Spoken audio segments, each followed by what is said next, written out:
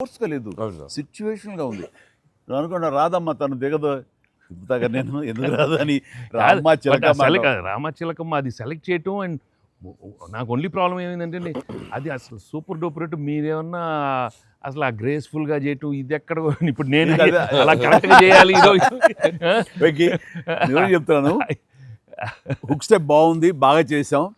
అది అప్రోప్రియేట్ టైంలో అది మన ఫంక్షన్ ప్రీ రిలీజ్ ఫంక్షన్ జరుగుతుండగా ఒక్కసారిగా మీకు ఉత్సాహం, మీకు అసలు క్లూ లేదు కదా ఏం సాంగ్ అలా కూర్చొని ఆ బీట్ రాగానే వెంకీ లేచి డాన్స్ చేసేసరికి మొత్తం దాని ఇంపాక్ట్ వలన టోటల్ సినారియో మారిపోయింది. It was extraordinary. దాంట్లో అసలు మీరు దిస్ ఇస్ నథింగ్ కదండి. అసలు హుక్ స్టెప్ కదా తెలుగు ఇండస్ట్రీలో ఇప్పుడు ఏ సినిమాలో అయినా ఒక హుక్ స్టెప్ ఉండటం అనేది మీరు చేయటం, అక్కడ అప్పుడు అందరూ ఫాలో చేయటం, అది ఒక ట్రెండే. అది ఎంత ఎక్స్పెక్ట్ చేస్తే అది కూడా ఇందులో క్యాటర్ చేసేసాడు, వాళ్ళకి అందించాడు. హుక్ స్టెప్ అమ్మని హుక్ స్టెప్స్ ఏవి చూపెట్టారు కదా, ఎన్ని హుక్ స్టెప్ కి ముందు సార్ నేను మాస్టరు ఆ స్టేజ్ మీద సెట్లో అది కంపోజ్ చేశారు మాస్టర్ ఫోన్తో కంపోజ్ చేశారు. దాని ముందు హుక్ స్టెప్ ఉంది. అదేదో చేసుకుంటున్నాం, అదేదో అనుకుంటున్నాం. ఈ దూరం నుంచి చూస్తున్నారు సార్, చూశారు వచ్చి పైకి వచ్చి ఏదో శంకరాద్ ఎంబీబీఎస్ చూడు ఇట్లా ఏదో అంటున్నారు. అనగానే అసలు మాకేం చెప్పలా, రోల్ చేయండి కెమెరా అన్నారు. అని అప్పటికప్పుడు చేశారు హుక్ స్టెప్ ఇది కాదు అని ఆ టైమింగ్ అది అనుకున్నా. ఆ టైంకి వెళ్ళిపోయి నా హుక్ స్టెప్స్ అని గుర్తుంచుకుని వాళ్ళకి జనాలకి అది చెప్పి అది కాదు ఇంకోటి కాదు అంటే దీనికి వచ్చేసరికి అది టేక్ వన్, అది టేక్ వన్, మళ్ళీ ఇంకో టేక్ లేదు, కావాలన్నా టేక్ టూ లేదు అక్కడ. అది చేసేసరికి నిజం చాలా కాదు. నేను దూరం చూస్తున్నాను, వాళ్ళు ఏదో స్ట్రగుల్ అవుతారు హుక్ స్టెప్ ఎలా చేయాలని. ఇది మాత్రం నీట్గా చేసిస్తారు. హుక్ స్టెప్ మాత్రం ఏం చేద్దామని ఏదో ఆడు పులి ఆటం అంటాం అలాంటి కూతు డాన్సర్ వేస్తారు. ఇది కాదు, మనకున్న హుక్ స్టెప్స్ ఏంటి అన్ని గుర్తించుకుని వాళ్ళకి ప్రజలకు కూడా ప్రేక్షకులు కూడా గుర్తు చేస్తే బాగుంటుంది. అది చేయగానే చాలు. ఇందులో ఇది ఉంది కదా, మన ఆడ ఫారెస్ట్లో నేను కుక్క పిల్లగా వస్తే కూతూ వెళ్తుంటాను. మనకి వెళ్తుండగా అక్కడ ఏదో ఒక పులి లాంటిది వచ్చినట్టుగా షాట్ వేసుకుంటారండి. అందరూ కొంచెం టెన్షన్ పడతారు. ఆ టెన్షన్లో మీరు ఇందువదన కుందరదన అనేసి అని వావ్ అనండి. ఇప్పుడు అదేంటి ఇర్రెలవెంట్గా సంబంధం లేకుండా అదేంటే, అయ్యో లేదండి చాలా చాలా మంచి ఇదండి అని. ఏం మంచిదండి అది నాకు అర్థం కావట్లేదు, దానికి దీనికి ఏం సంబంధం మీకు తెలీదు. అది బయట చాలా మీమ్స్ అవునా అంటున్నాను నేను, నాకు నిజంగా తెలీదు అనేసరికి అవును చాలా ఇది దాని ఇంపాక్ట్ చాలా ఉంటుంది. మనం ఏదో మీమ్స్ చేశారు, ఆ మీమ్స్కి వాళ్ళకి అవకాశం ఇవ్వకుండా మీరే ఎదురొచ్చేసేయండి అంటూ ఏదో చెప్పుకుంటే వావ్ సార్. మీరు అలా వావ్ అన్నారు, మనకి సంక్రాంతికి అతిపెద్ద బ్లాక్ బస్టర్ వచ్చేసింది సార్. వావ్ కానీ నీ ఎనర్జీగా నువ్వు కానీ అంత ఇంత కాదయ్యా. అంటే నువ్వేమనుకున్నావు అది రాబట్టడానికి మమ్మల్ని హింసిస్తావా, కన్విన్స్ చేస్తావా, ఏం చేస్తావో తెలీదు. వెంకీ మీరు పాడారు ఇందులో మన సంక్రాంతికి వస్తున్నాలో పరిసరికి సరే బాగుంది అంటే మీకు ఎదురు తాళజ్ఞానం ఉందేమని. నాకు బాడీకి తాళజ్ఞానం ఉంది కానీ వాయిస్ తాళజ్ఞానం లేదు. నేను ఖచ్చితంగా పాడినాయి అంటే లేదు పాడండి అన్నాడు. కాదంటే ఎక్కువ లెంగ్త్ చాలా షార్ట్ లెంగ్త్ పాడండి అని. దానికంటూ తను సీన్ను క్రియేట్ చేసి ఆ మామగారి చేత పాట పాడించి దాని కౌంటర్ ఇమ్మీడియట్లీ నా చేత పాడించి చేయటం అనేది నువ్వు దుస్సాహసం కానీ సఫలీకృతం అయ్యో. పాడటం కష్టం అండి. కానీ రాబట్టుకున్నాడు. అది విన్న తర్వాత ఓహో మనలో ఇంత తాళజ్ఞానం ఉందా అనుకున్నాను నేను. వండర్ఫుల్, అది కూడా ఎంజాయ్ చేస్తాను. మనకి సంక్రాంతికి వస్త్రంలో మనకి ట్రైన్లో వెంకీగా మీది ఐశ్వర్యది అదొక టైపు డిఫరెంట్, అంటే అప్పటికప్పుడు చూసుకొని ఎలా పెళ్ళి అయిపోయింది అనేది అదొక టైపు. దెన్ క్వైట్ కాంట్రాస్ట్గా దీంట్లో ఒక సాంగ్ ఇళయరాజా గారి పాట సుందరి అనే పాట చాలా బాగుంది. పడుకుని ఒకరినొకరు చూసుకుంటూ ఆ సైన్ లాంగ్వేజ్ చేస్తూ సైకిల్ చేసుకుంటూ పాట అనేది అసలు చాలా మంది చాలా క్యూట్గా ఉందన్నారు. మీరు చాలా క్యూట్గా సార్. అదేంటి సార్ ఎప్పుడన్నా మీరు కాదు సార్ ఇది ఒకటి అనిపిస్తుంది మీరు ఫీల్ అవ్వకూడదు మరి ఆన్ కెమెరా అడుగుతున్నాను సార్. అంత రియలిస్టిక్గా అంత జెన్యూన్గా అమ్మాయితోటికి అర్థమయ్యేలా సంజ్ఞలు సైగలు ఎలా చేయగలిగారు సార్? అంటే మీ కాలేజ్ డేస్ అంటే అదే అడిగేస్తే బెటర్ కదా. కాలేజ్ డేస్ లో అడిగేయండి. ఆ పక్క బెంచ్ లో దూరంగా ఉన్న ఎవరికైనా మీరు సంజ్ఞలు కానీ సైగలు కానీ అప్పటి నుంచే ప్రాక్టీస్ ఏమన్నా చేశారా? అంటే అంత నాకు సరదాగా ఉంది నా చేత ఏది రాబట్టడానికి. అంటే అంత రియలిస్టిక్ వచ్చింది కదా. పసిబిడ్డనాయా నేను. కాలేజ్ అయిందో లేదో వెంటనే చేరాను, వెంటనే తీసుకెళ్లి తాళి కట్టించారా అస్సలు. సార్ మీరు ఎప్పుడైనా ఎవరికైనా సైగలు చేశారా సార్? అయ్యో బాగా అయ్యో మొహాలు పెడతాడమ్మా, ఏంటమ్మా ఓ గుర్తించుకుంటున్నావా? అంటే abroad when you are studying MBA? No sir, family man. తన మీద ఎప్పుడు అట్లా లేదు. నీకేంటంటే ఆ సీన్ కన్సీవ్ చేసింది నువ్వు. అవును సార్. దాన్ని మోగ సైకిల్తోటి మేడ మీద, అవతల మేడ మీద ఆ వీధిలో అటు పాప ఉంటే ఇటు పక్క నువ్వు ఉంటే ఇలాంటివి ఏవో చేసి experts I mean know the looks అది చాలా. నేను వాళ్ళని చూసి నేర్చుకున్నాను. నేను అనిల్ని చూసి ఇలాంటివన్నీ కొన్ని అప్పుడప్పుడు యాక్టింగ్ అన్నీ వీళ్ళన్నీ మోస్ట్ మిస్చిఫస్ బట్ ఎనర్జెటిక్. వాళ్ళే మనకి ఎలా యాక్చువల్ చేసి చూపిస్తారంటే వాళ్ళు ఎంత నైపుణ్యం సాధించుంటారు, ఎంత ప్రాక్టీస్, అంటే ఎంత రియలిస్టిక్ దానిలో దూరిపోయి అవతల వాళ్ళు. సార్ ఈ పండగ నుంచి నెక్స్ట్ పండగ వరకు నాకు అయిపోయింది సార్, అయిపోయింది.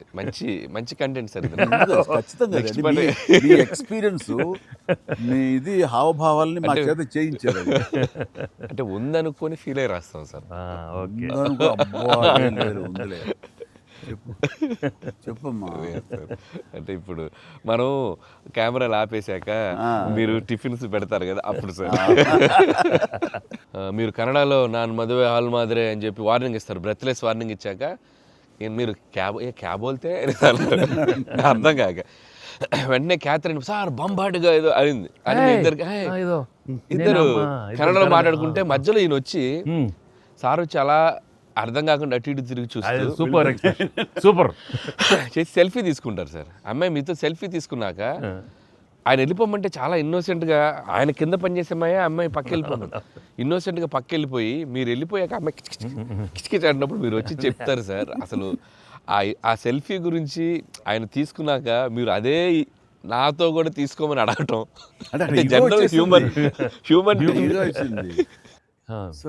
నాతో తీసుకో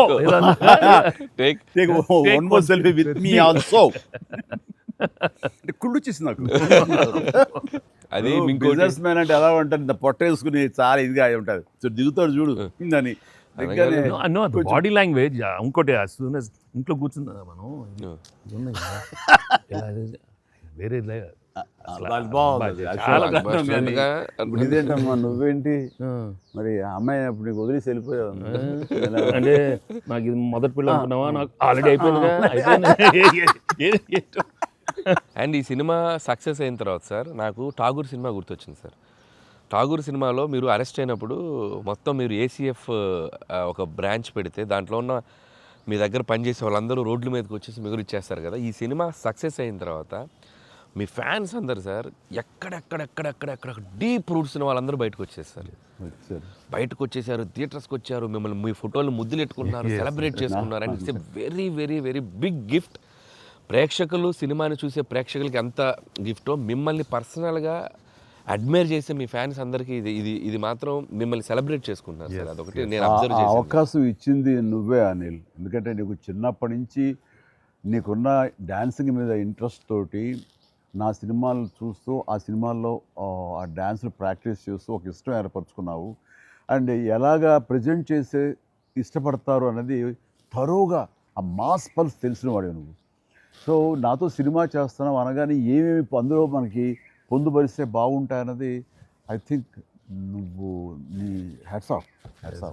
అండ్ దానికి ఎన్హాన్స్ చేస్తూ లాస్ట్కి వచ్చేసరికి సినిమా మరో లెవెల్కి వెళ్ళటానికి ఆయన అనుకోవటం, ఆయనతోటి నాకున్న బాండింగ్ని నువ్వు ఈ సినిమాలో క్యాప్చర్ చేయటం అనేది ఇట్స్ ఎ ఫ్యాంటాస్టిక్. మా ఇద్దరి మధ్య ఆ బాండింగ్ ఉండటం, ఒకరినొకరు ఇష్టం, అది ఇది పక్కన పెడితే 80s రీయూనియన్ ఉంది కదా మాకు, మేము ఉంటుంది ఎవ్రీ ఇయర్ ఏదో సెలబ్రేట్ చేసుకుంటాం కదా. ఆయన మిస్ అవుట్, నేను జనరల్గా మిస్ అవును. ఆ రోజు ఒక్క ఈవినింగ్ మేము చేసేటటువంటి ఆ కలిసి మనసు అరమరిక లేకుండా ఓ చిన్న వయసు తారతమ్యాలు మర్చిపోయి చిన్నపిల్లలాగా మేము చేసేది ఉంది.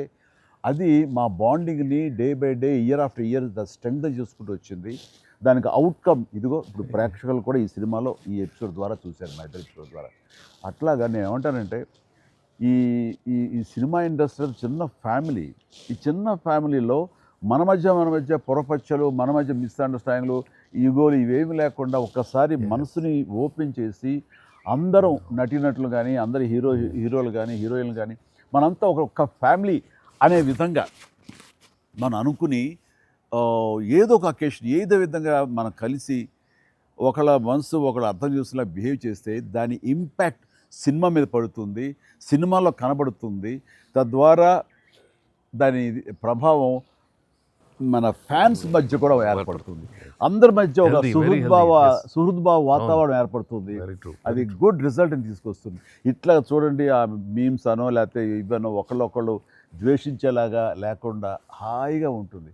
దానికి ప్రధానంగా హీరోస్ మధ్య కానీ, నటీనటుల మధ్య కానీ వీళ్ళందరూ ఆ యొక్క వాతావరణం ఏర్పరచుకోవాలి మనం. అది సార్, ఆ కలిసి యాక్ట్ చేయటం అనే ఒక ఇది ఉంది కదా సార్, ఇది ఇప్పుడు మొదలైంది సార్. ఇది కంటిన్యూ అయితే చాలా బాగుంటుంది సార్. అప్పుడప్పుడు ఎక్కడ చేయగలిగితే ఆడియన్స్ నిజంగా ప్రేక్షకులకి we owe it to the audience. I mean, they've loved up so. I mean, ఇన్నేళ్ళ నుంచి వాళ్ళు చూపెట్టే ప్రేమ కానీ, ఎంకరేజ్మెంట్ కానీ మనం అప్పుడప్పుడు we have to give it to them. We have to give fantastic entertainment, like these kind of అంటే ఇది ఊహించని combination కదా సార్. అందరూ అందుకే దాన్ని అంత క్రేజీగా చూస్తున్నారు. సో అప్పుడప్పుడు అలాంటి చమక్స్ నేను అందులో ఈ సినిమా అంతా నేను ఎంజాయ్ చేసినా సరే, దీనిలో తెలియకుండా నువ్వు అందులో అత్తగారి యొక్క దీంతో, ఆ సీన్తో, ఆ ఎమోషనల్ సీన్తో కానీ, పిల్లలతో కానీ ఇవన్నీ కథాపరంగా వెళ్ళినా సరే, కథకి అతీతంగా స్టార్ హీరోస్ అనేవాళ్ళు ఇంత ఫ్రెండ్లీగా ఉంటారు, ఇంత అరబరికి లేకుండా కలిసిమెలిసి ఉంటారు, ఒక బ్రదర్స్ లాగా ఉంటారని కూడా నువ్వు తెలియచెప్పింది అయింది. ఇది ఒక మంచి మెసేజ్ నువ్వు ఇచ్చిన వాడు అవుతావు. ఇది కంటిన్యూ అవ్వాలి నా కోరిక. No doubt. మరి నువ్వు ఇంత సరదాగా యాడ్ చేసి మరి మంచి మెసేజ్ ఇచ్చావు కదా, ఇది మనసు వచ్చిందా, అనిల్ రావుపూడి యాక్ట్ చేయమంటే వచ్చిందా? మీతో ఎప్పటి నుంచో నాకు ఆల్రెడీ ఉండింది, అది ఇలా వచ్చింది అంతే. నుంచో ఉండింది, దానికి ఏళ్ళు ఇరక్కొట్టాలమ్మా చెప్పొచ్చుగా. ఈ స్వీట్ అయినా ఇంకేమన్నా కొంచెం నాకు కొంచెం ఇంకా వేరే ఆకలేస్తుందంటే ఇంకొంచెం ఏమన్నా పెడతాయి. అది మనోడు ఉన్నాడు కదా, ఎవరు స్క్రిప్ట్ ఎంత బాగా ఉండేడో అవును అలాగే మనకు వండి పెడతాడు, చూద్దాం. అన్ని అక్కడ సెటప్ చేశాను, పద లొకేషన్ షిఫ్ట్.